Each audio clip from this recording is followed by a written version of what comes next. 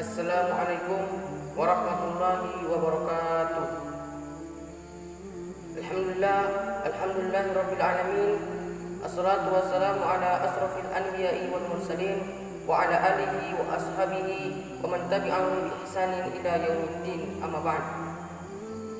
Pertama-tama segala puji bagi Allah Subhanahu wa taala yang telah melimpahkan kepada kita rahmat serta karunia-Nya sehingga kita masih diberi kesempatan dan kesehatan di tengah berbaknya pandemi virus corona. Selawat serta salam tak lupa kita curahkan kepada Nabiullah Muhammad sallallahu alaihi wasallam yang telah memperjuangkan agama Islam dari zaman kegelapan menuju zaman yang terang benderang seperti saat ini. Pada kesempatan kali ini saya akan membawakan kurikulum singkat dengan judul Solusi Mengatasi Galau. Ketika kita mendengar kata galau, maka pandangan kita akan tertuju pada anak-anak muda dan para remaja yang sedang patah hati dan putus cinta dan lain seterusnya. Akan tetapi, kegalauan bukan hanya seperti itu. Kegalauan bisa juga diartikan ketika kita bercita-cita dan berangan-angan untuk menjadi seorang profesor, seorang ilmuwan. Ketika kita tidak bisa mencapai hal tersebut, maka disitulah rasa galau timbul dan muncul dalam diri kita. Nah, pada kesempatan kali ini saya akan memberikan beberapa tips agar kita bisa mengatasi yang namanya kegalauan. Yang pertama,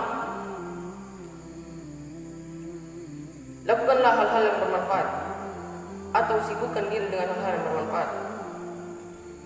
Rasulullah Shallallahu Alaihi Wasallam telah memberikan panduan kepada umatnya agar selalu hidup maju lebih baik lagi.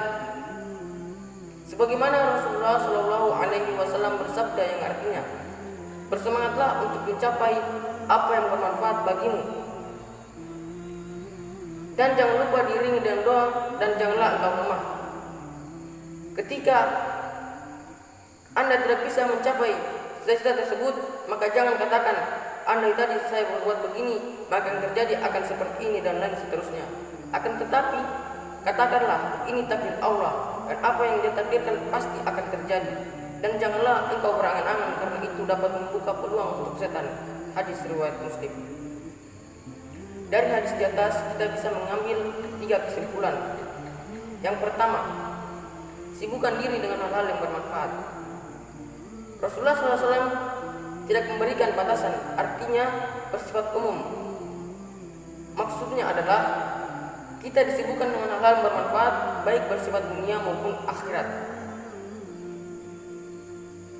Ibnu Qayyim juga pernah mengatakan bahwa yang paling aku takutkan adalah panjang angan-angan, karena jiwa tidak pernah diam. Ketika dia tidak disibukkan dengan hal-hal yang bermanfaat, pasti dia akan disibukkan dengan hal-hal yang tidak berat. Ibnu Qayyim juga pernah mengatakan bahwa yang paling aku takutkan adalah panjang angan-angan, karena jiwa tidak pernah diam. Ketika dia tidak disibukkan dengan hal-hal yang bermanfaat, pasti dia akan disibukkan dengan hal-hal yang tidak bermanfaat.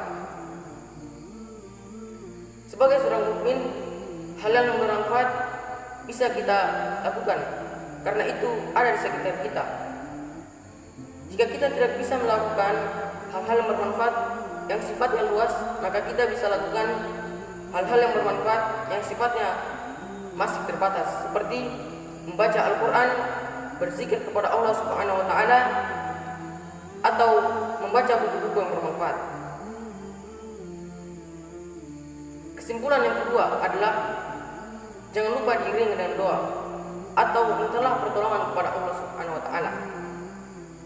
Ketika kita berangan-angan dan ketika kita bercita-cita dan berusaha untuk mendapatkannya, maka kita tidak boleh lupa untuk berdoa, karena kita tidak akan bisa mencapai apa yang kita inginkan dengan kerja keras kita tanpa tawakal kepada Allah Subhanahu wa taala. Maka sebagai seorang mukmin, mestinya kita harus berdoa kepada Allah Subhanahu wa taala untuk apa yang kita cita-citakan.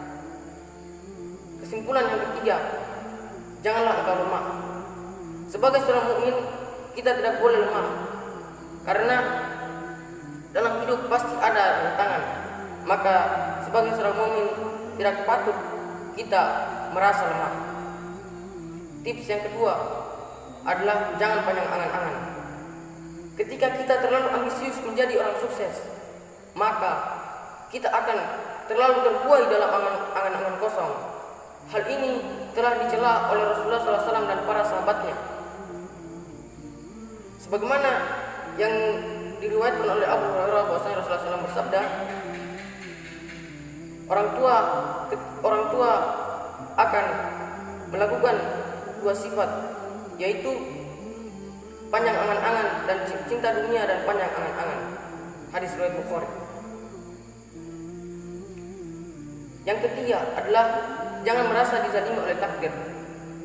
Ketika Anda merasa lebih gagal dibanding teman Anda, ketika Anda merasa lebih miskin dibanding teman Anda, ketika Anda merasa bahwa teman Anda telah sukses di bidang keluarga dan pekerjaan, maka janganlah Anda iri atau dengki, karena itu tidak akan mengubah nasib Anda. Yang terpenting adalah jaga hati kita agar tidak iri dan dengki. Dan tips yang terakhir adalah jangan lupa untuk berdoa memohon kebaikan di dunia dan akhirat. Di antara doa yang bisa kita lakukan adalah yang pertama, Rabbana atina fid dunya hasanah wa fil akhirati hasanah wa qina azabannar. Itulah doa yang bisa kita rutinkan agar bisa selamat di dunia dan akhirat. Dan masih banyak lagi sebenarnya doa-doa yang lain. Akan tetapi doa itu bisa juga kita rutinkan. Demikianlah apa yang dapat saya sampaikan. Semoga bermanfaat. Yang salah datangnya dari yang benar datangnya dari Allah, dan yang salah datangnya dari diri saya pribadi. Billahi taufiq wal hidayah. Wassalamualaikum warahmatullahi wabarakatuh.